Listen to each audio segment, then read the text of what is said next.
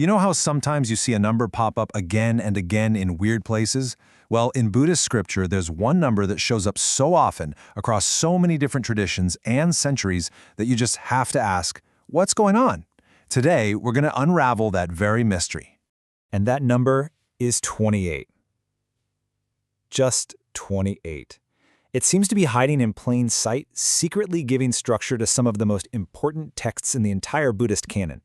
And I mean, look at this. It is everywhere. In the Mahayana tradition, you've got the famous Lotus Sūtra with its 28 chapters.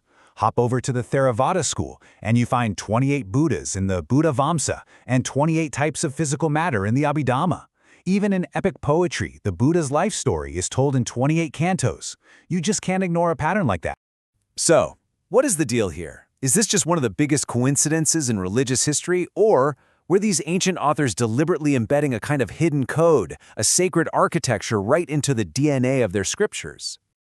Well, it turns out the answer isn't buried in some complex philosophy. Nope. To find it, we need to look up at the night sky. The key to this whole thing is actually astronomical. Let me introduce you to the nakṣatras, also known as lunar mansions. See, ancient Indian astronomers meticulously tracked the moon's journey, and they mapped out 28 specific constellations that it passed through every single month. This was way more than just a calendar. For them, it was literally a map of the cosmos. And because the moon had to pass through all 28 of these nakṣatras to complete its journey, the number itself took on this huge symbolic power. 28 came to mean totality, completion, perfection. It was the very symbol of a perfect closed loop. And this idea was ancient and incredibly sticky. We found evidence in a tomb in China from all the way back in 433 BCE showing this 28 constellation system was already widespread across Asia. Now, interestingly, over time, astronomers actually started preferring a 27-mansion system. 360 degrees divides by 27 really nicely, so the math was just cleaner. But for religious and symbolic stuff, 28 was just too powerful. It held on, getting locked into cornerstone texts like Kumarajiva's legendary translation of the Lotus Sūtra. So, with this cosmic blueprint in hand, early Buddhist masters started doing something brilliant. They began using the number 28 as a kind of architectural principle. They weren't just writing texts, they were literally building entire universes of meaning. For example, take the Buddhavaṃsa, which means lineage of the Buddhas. It lists exactly 28 Buddhas, starting with Tanhankara and ending with our historical Buddha, Gautama. This isn't just some random number. It's meant to be a complete history of enlightenment, a perfect cycle that mirrors the moon's own complete 28-station journey through the heaven. You see this beautiful structure in the Lotus Sutra too. The great master Zhi had this incredible insight. He saw that its 28 chapters were perfectly split in half. Chapters 1 through 14 are the trace teaching. They focus on the historical Buddha. We all know it's like the moon's reflection in a lake. But then, chapters 15 to 28 are the fundamental teaching. They reveal the eternal Buddha, the true source of that reflection, the moon itself hanging in the sky. A perfect symmetrical whole. And they didn't stop there. This cosmic number was even used to map reality itself.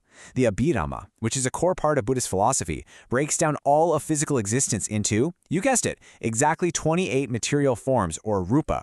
You've got the elements, the sense organs, and all that. For a meditator, this was a complete, exhaustive map for taking apart reality piece by piece to understand its true nature. Okay, so the pattern seems pretty rock solid, right? 28 is the magic number. But there's one really famous text that seems to break the rule, and this is where we get into a fascinating new theory about a lost chapter.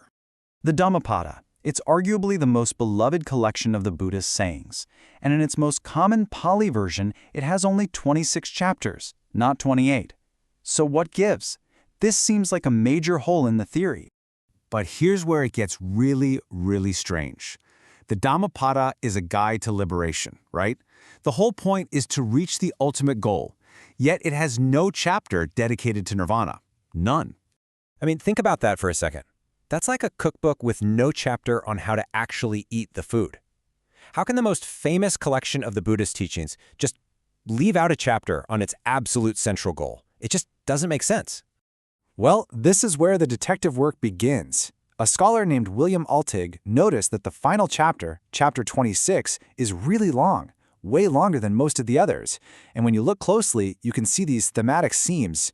You've got a core chunk of verses about the true Brahman, but it's sandwiched between verses all about liberation, the unconditioned, and final attainment, all the exact themes you'd expect in a Nirvana chapter.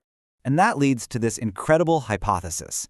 What if there was an original 28-chapter Dhammapada? It's possible that over time, for whatever reason, 2 chapters, including a distinct Nirvana chapter, got smashed together and absorbed into the final one, shrinking the text to the 26 chapters we have today.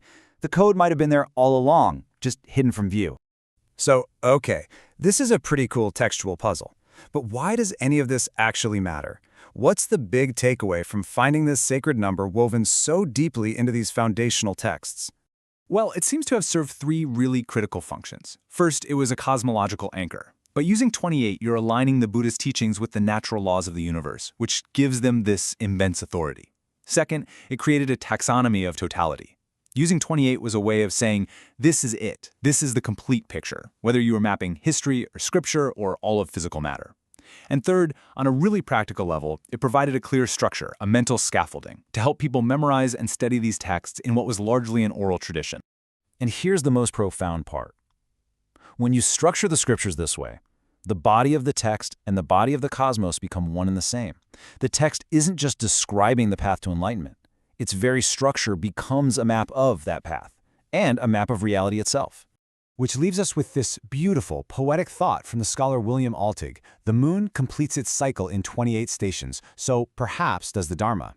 It suggests that the path to wisdom isn't arbitrary or random, but a perfect cosmic cycle, just waiting for us to discover it.